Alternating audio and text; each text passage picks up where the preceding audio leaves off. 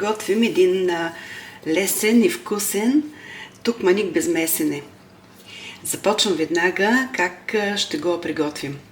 Тук пред мен имам 200 мл топла вода. Ще си сложа маята и ще оставя да шупне. Слагам си едно купче мая. При мен купчето е 25 грама. Натрушавам го вътре. Ще си добавя една супена лъжица захар и 2 супени лъжици брашно. Разбърквам и ще оставя да шупне. През това време ще си разбия 2 яйца и един билтък, един жълтък ще оставя за да намажа отгоре. Добавяме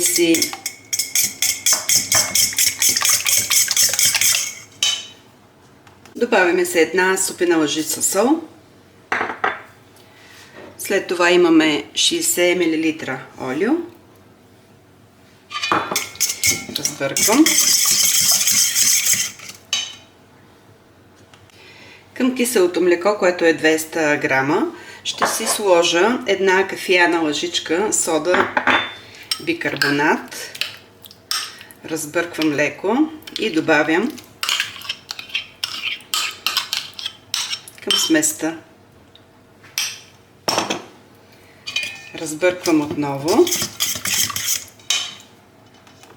Сега си добавям и маята. Вижте как започва да шупва.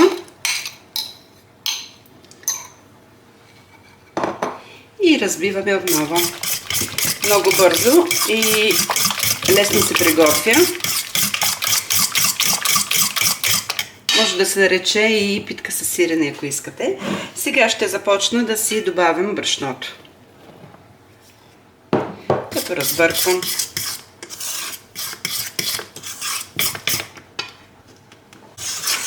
Само разбъркваме, няма да месим.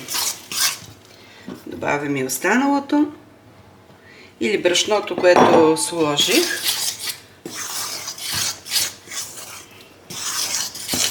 Така.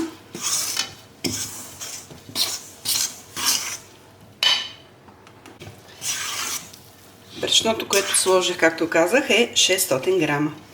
Разбъркваме го добре по този начин и ще го оставим в таса. Покривам си го с кърпа и го оставяме настрани. Ако е топло вкъщи, може да седи отгоре покрито. Ако не, може да се сложи на загрята фурна на 50 градуса. И сега, след 1 час, вижте как ми е втасало тестото. Какво ще си сложа? Ще си сложа 70 грама разтопено масло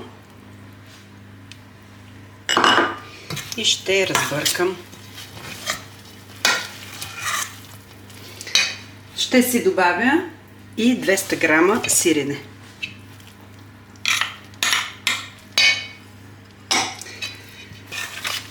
Разбърквам още веднъж тестото, за да се освои сиренето вътре.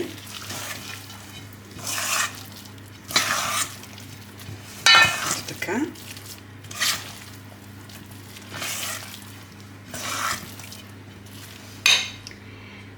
Ще просто как ето така по края само обръщам. И сега, къде ще пека? Тук имам една форма, много често си я ползвам, 28 см. Сложила съм малко разтопено масло на дъното и ще си изсипя тестото вътре. Ако искате, може да сложите хартия, но ако е подмазана, няма нужда. Сега ще си разстелим тестото горе-долу равномерно навсякъде.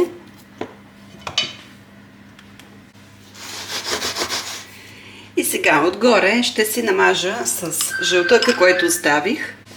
И така ще си намажа с жълтъка, който оставих и една супена лъжичка прясно млеко. Разбивам и ще си намажа отгоре. През това време съм включила фурната да загрява, пика на 170 градуса с вентилатор. 170 или 180, фурните са различни. Ако пече много силно, на 170. Получава се много вкусен.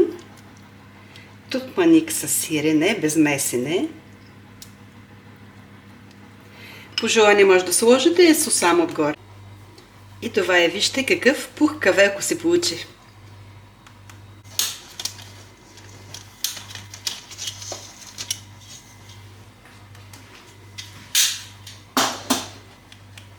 И така, приятели, вижте нашия пухкавелко, колко красив се получи, мекичък и много вкусен. Надявам се да ви хареса тази рецепта. Точните грамажи ще намерите, както винаги, под видеото. Ще се радвам да пишете в коментар дали ви е харесала. След малко ще я разчупя, за да я видим отвътре. Малко да поизстине. Ще се радвам, ако ви харесат моите рецепти, да се абонирате за моя канал. Благодаря ви предварително. Желая ви един хубав и успешен ден. Бъдете живи и здрави. До нови срещи. Чао, чао!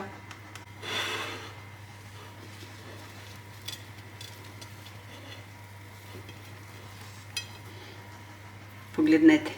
Много добре изпечено и много мекичък и пухкав се получава. Да ви е сладко! Чао, чао! Невероятно вкусен! Моите приятелки ще бъдат очаровани. Вижте каква вкусотия се получава. Колко е мекичък, като гъбичка е. Да ви е сладко, приятели! Чудесен се получава.